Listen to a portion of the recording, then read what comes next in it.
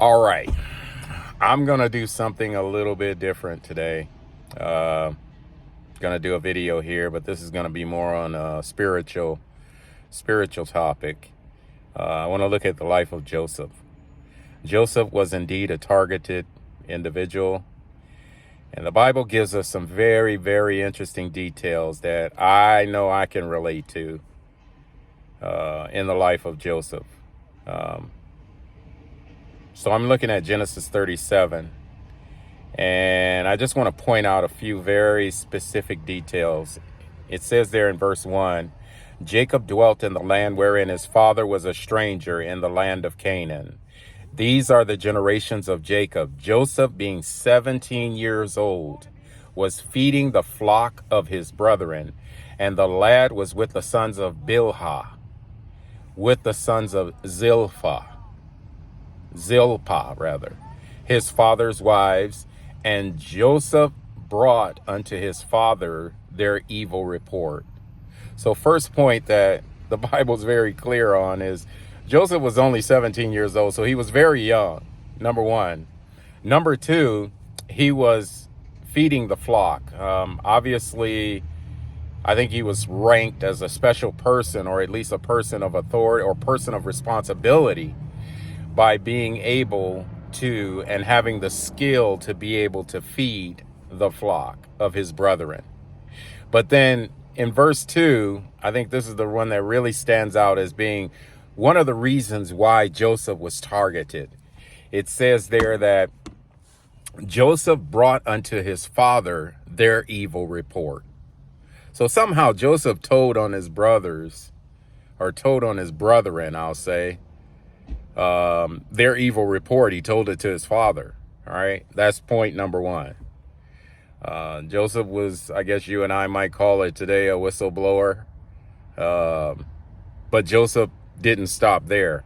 In verse 3, it says, Now Israel loved Joseph more than all his children, because he was the son of his old age, and he made him a coat of many colors. So second reason, I think is very obvious here, is that Joseph was not only the youngest, but the Bible says that Jacob loved Joseph more than his brothers, because he was the son of his old age. He was kind of like the youngest. So obviously he had special favors. Obviously his father probably gave him more than he gave the rest of his brothers, which doesn't really, that's not a good parenting policy for all intents and purposes. But for some reason, Jacob made Joseph a coat of many colors. Now, whether that had inherent intrinsic value, or whether that was just something that he just did because he felt like he wanted to pass down a legacy to his son Joseph, we don't know. I don't know. I just know that the Bible says he made him a coat of many colors. And it was for that reason that his brethren really disliked Joseph. All right. So point number one, he told the evil report on his brethren. Point number two, his father made him the coat of many colors. Point number three, notice verse 4. It says, And when his brethren saw that their father loved him more than all his brethren, they hated him and could not speak peacefully unto him.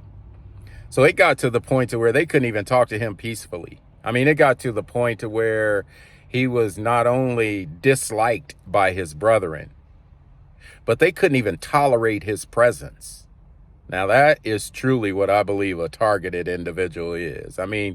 They had a personal vendetta out for Joseph for two reasons so far, according to the Bible: because of the evil report, because of the coat of many colors, and also you can say because he was the favorite. He was considered the favorite. But more than that, it said that, his father loved him more than the brethren, right? His father loved him more than his brethren. But then in verse 5, I think is where it really, I guess you can say, crossed the line from the physical to the spiritual realm. This is where it became spiritual. This is where they really began to set out to attack Joseph. In verse 5, it says, Joseph dreamed a dream, and he told it to his brethren, and they hated him yet the more. So Joseph had this dream. Now, we know it was a spiritual dream. because we know that God was speaking through Joseph to his brethren, right? After his brothers learned about the dream that Joseph had, that he was given from God, the Bible says here that they hated him yet the more. Now, as a result of that hatred, they began to set out to, I guess you can say, gang stalk him, target him. Verse 6 says, "And he said unto them, Hear, I pray you, this dream which I have dreamed. For behold, we were binding sheaves in the field, and lo, my sheaf arose, and also stood upright, and behold, your sheaves stood round about, and made obeisance to my sheaves." Right? His brethren said unto him, "Shalt thou indeed reign over us?" So it was a thing of authority. Now keep in mind, Joseph is the youngest. Keep in mind, his father loved him more than his brethren. Keep in mind, his father made him a coat of many colors. Keep in mind that his father loved him more than his brethren. And now, all of a sudden, according to his dream, he's going to have authority over his brethren also. Now, friends, that's where the targeting really went up a notch. It went to the next level, I'll say, because this is where it became spiritual. And I do believe that this is the reason why a lot of us are targeted. It's because of a spiritual principle of authority. And those that are gang stalking the targeted individuals are envious because of that one factor. And it's clear in this story, because that is exactly what happened in this story. His brethren, they could not stand the fact. They felt threatened by Joseph, because in his dream, he was said to have authority over them. In fact, verse 8 says, his brethren said unto him, "Shalt thou indeed reign over us? Or shalt thou indeed have dominion over us?" And they hated him yet the more for his dream and for his words. So they hated him even more for his dream and for his words. And then in verse 9 it says, "And he dreamed yet another dream, and told it to his brethren, and said, Behold, I have dreamed a dream more. And behold, the sun and the moon and the 11 stars made obeisance to me." Right? Definitely, he's explaining the fact that he would not only have the authority over his family and his brethren, but he would have authority over nature as well. This is how much God had chosen Joseph. I mean, this is truly the sign of a chosen one, because his father is indicating on a physical plane that he's chosen. And now the great God of heaven, the great most high God, is also saying that he is chosen because he has authority over the sun, the moon, and the stars, right?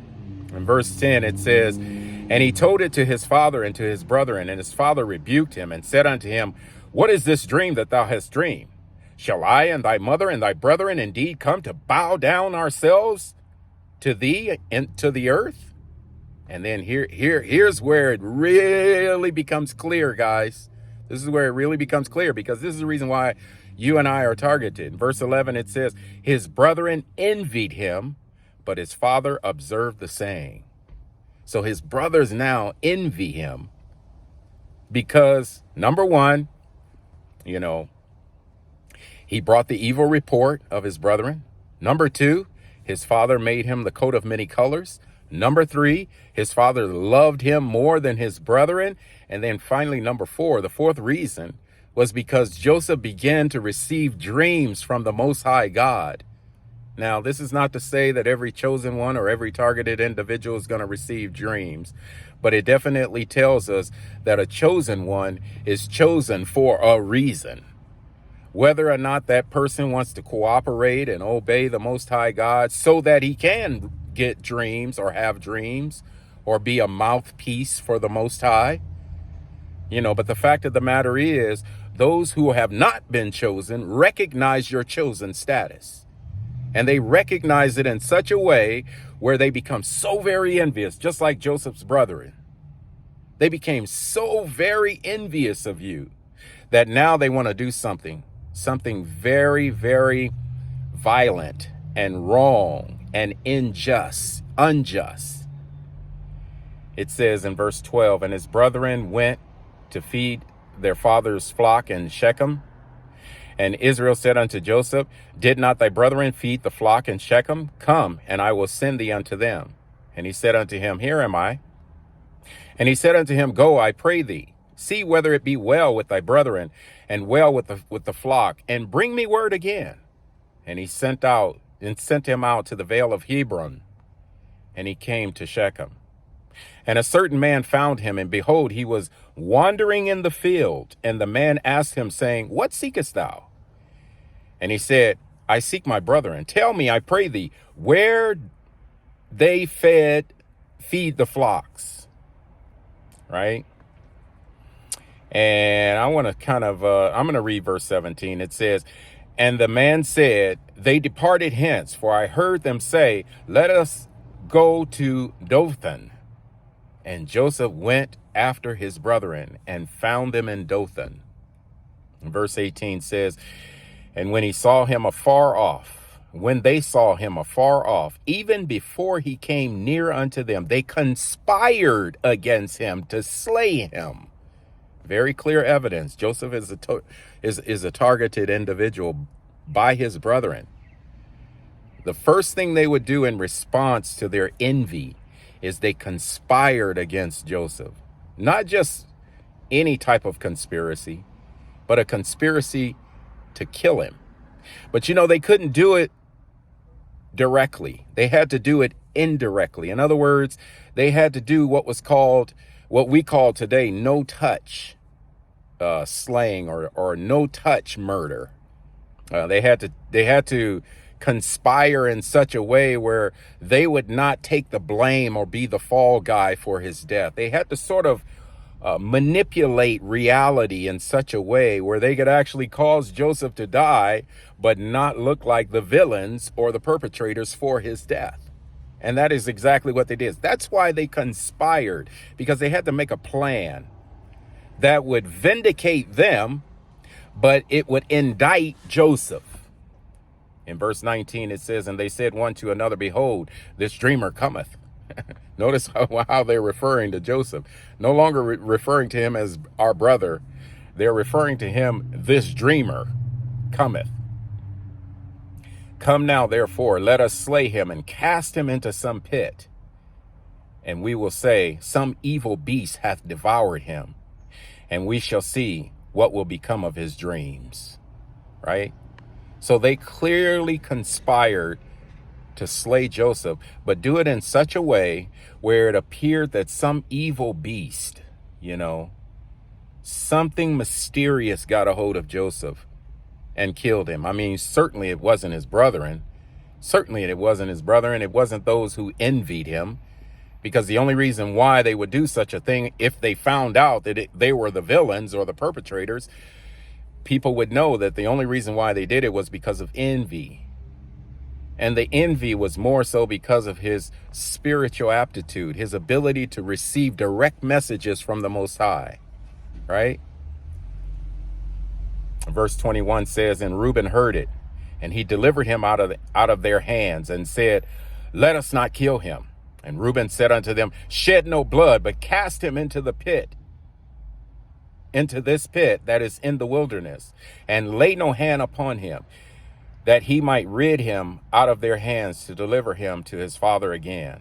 Right? So Reuben had a little bit different of a plan, so to speak. Reuben was really willing to go along with his brethren and kind of get rid of Joseph, but he wanted to do it in such a way where Reuben can come around later on and rescue Joseph and take him back to his father. So his conspiracy was more of a conspiracy on top of a conspiracy, one that would ultimately satisfy his brethren, but deliver his brother Joseph. The story gets interesting, and I'm going to probably have to do a part 2 to this, because the story gets really interesting when Joseph sold into Egypt as it relates to Reuben. In verse 23, it says, And it came to pass when Joseph was come unto his brethren, that they stripped Joseph out of his coat, and his coat of many colors was on him. They stripped him out of his coat of many colors that was on him, And they took him and cast him into the pit.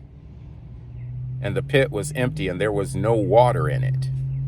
All right, so first thing they did was they conspired to slay Joseph, but do it in such a way where they could blame it on some evil beast. In other words, they wanted to exempt themselves of the act of slaying their brethren. They didn't want people to know that they were doing what they were doing. This was kind of sort of like a no-touch way, something like what we see today. And they wanted to do it in such a way also where, nobody would really, for all intents and purposes, find him. They conspired to put him in a pit, cast him into a pit. I mean, how many people would actually find him if they did, or when they did do that? Well, the story goes that some people did find him, but Reuben had a separate plan from his brethren. Reuben wanted to deliver Joseph, take him back to his father. Now, follow the story in verse 25. It says, they sat down to eat bread. They lifted up their eyes and looked, and behold, a company of Ishmaelites came from Gilead with their camels, bearing spicery and balm and myrrh, going to carry it down to Egypt. So you've got these Ishmaelites, right? And we can say that these Ishmaelites are also chosen ones, but not really chosen by God. They were chosen by the enemy. And then the story goes on to where these Ishmaelites would ultimately deliver Joseph. Now, verse 26 says, and Judah said unto his brethren, what profit is it if we slay our brethren and conceal his blood? Come, let us sell him to the Ishmaelites, and let not our hand be upon him. For he is our brethren and our flesh. And his brethren were content. Then there passed by Midianite merchantmen, and they drew and lifted Joseph out of the pit and sold Joseph to the Ishmaelites for 20 pieces of silver. And they brought Joseph into Egypt. Now, you can see how this clearly, I think, explains what happens to a targeted individual. I mean, you could say people were being targeted all the way back to Joseph and before Joseph, but definitely Joseph. Again, Joseph was a man who gave an evil report on his brethren. In other words, he snitched on his brethren. Joseph was highly loved by his father. His father loved him so much that he made him a coat of many colors. Joseph also was sort of hated by his brethren because, the fact of the matter is he dreamed a dream. And then ultimately they began to conspire against him to slay him, to kill him. And that's where we are now. Now, they wanted to do it in such a way where they would exempt themselves from guilt or blame. And so they had all of these roundabout ways where they would kill him and cast him into a pit. But then they said, no, I don't think that's really a good thing, for he is our brother. And tell you what, let's just sell him to the Ishmaelites, right? And a lot of us are being sold as TIs under the auspices of non-investigative subjects. And a lot of us are being sold for profit, even in this day and time, as targeted individuals. But the story gets very interesting at this point, because when they sold Joseph into Egypt, or brought him into Egypt, unlike being an enemy of the state in Egypt, Joseph became a man who was highly respected in Egypt. Now, notice what it says there in verse 29. Reuben returned unto the pit. Behold, Joseph was not in the pit, and he rent his clothes. Now, keep in mind, Reuben had a plan in the beginning that he was going to join with his brethren to plot against Joseph and throw him into the pit. But then later on, he would come back and deliver him and take him back to his father. And so he comes back later on after his brethren decide to change the plan, even against Reuben. Reuben comes back and he looks in the pit and he doesn't see his brother in the pit. And the Bible says that he rent his clothes. In other words, he began to really feel sorry, feel guilt. Verse 30, it says, he returned unto his brethren and said, the child is not, and I, whither shall I go? And they took Joseph's coat and killed a kid of the goats and dipped his coat in the blood. And they sent the coat of many colors and brought it to their father and said, this have we found. Know now whether it be thy son's coat or no. And he knew it and said, it is my son's coat. An evil beast hath devoured him. Joseph is without a doubt rent in pieces. Now, in addition to getting rid of Joseph now, they want to kind of remove any type of affection that his father had for Joseph by saying, or by taking the coat back to his father and saying, is this your son Joseph's coat? What do you think happened to it? And so the father looks at the coat and sees all the blood on the coat, and he knows that it's his son's coat, because he made the coat for his son. And he says, an evil beast hath devoured him. Verse 34, it says, Jacob rent his clothes and put sackcloth upon his loins and mourned for his son many days. What a tragedy. But notice who's behind who the perpetrators are. His brethren, his own family.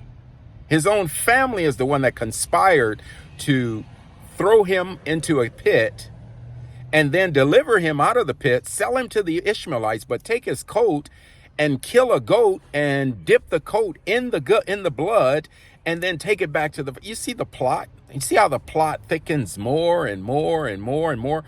All along, Joseph is alive, but his father doesn't know it, and Reuben doesn't know it. Reuben thinks he's dead as well. But his brethren know what they did. So now Joseph's down in Egypt, and the brethren are suspecting that when he gets down in Egypt, then he's going to be turned over to the authorities, law enforcement in Egypt, and they're going to throw him in jail, because what reason should he have in Egypt? He can't really survive for himself. He's all alone. Ultimately, he's going to end up in the wrong hands. But this is where the story really begins to change. Joseph begins to excel in Egypt. And I think this clearly identifies what happens to a targeted individual. Now, I'm going to read out the last two verses here, and then I'm going to end the video and maybe do a part 2 on this, because in part 2, I want to show you what happened to Joseph in Egypt, how he began to not only excel, but he went back to his brethren, he went back to his father, and he specifically went back to Reuben and brought them back not only to Egypt, but he provided enough resources so that they could make it through a time of famine. So he was truly chosen of the Most High God. Everything that happened to Joseph, from him being targeted by his brethren, betrayed by his brethren, sold off to the Midianites, taken down into Egypt, all of it was by design from the Most High God, so that he could exalt him in Egypt to such a point where they could actually, the Egyptians would actually provide for his family through the famine period. And that's coming up in the next presentation. But verse 35 says, and all his sons and daughters rose up to comfort him, but he refused to be comforted. He said, for I will go down into the grave unto my son mourning. Thus his father wept for him. And the Midianites sold him into Egypt unto Potiphar, an officer of Pharaoh and captain of the guard. So, as we look at the story, you've got Joseph's brethren. They envied Joseph. Why? Because he had certain characteristics. Number one, he was a little too outspoken. He was a little bit too, in other words, he thought for himself. Not only that, the Bible tells us that his father loved him. His father made him a coat of many colors. His father thought so highly of him that he allowed him to feed his flock. And then not only that, he began to have dreams. And I imagine while he was out feeding the flock, I mean, he was definitely getting downloads from the Most High God. God was speaking to him, because he began to have dreams, and he came back to tell his brethren about the dreams in love. He came back to tell them about the dreams he had been receiving from the Most High God. And the Bible says they envied him yet the more. And it was for that reason that they began to conspire to cast him into the pit, and say some evil beast devoured him. Now, look at the other side of the story. They were really wanting to uproot any affections that his father would have for him by taking the coat back to his father and saying, "Is this your son's coat?" What do you think happened to him? And the Bible says here at the end of the chapter, here in chapter 37, it says that he would go down into his grave mourning for his son Joseph. In other words, he really believed that his son was dead, and that he was somehow going to have to get over by mourning his love and his affection for his son Joseph. Friends, the story gets very interesting. In the next video, I'm going to talk about what happened to Joseph in Egypt. Very interesting. You don't want to miss that. So until next time, take care.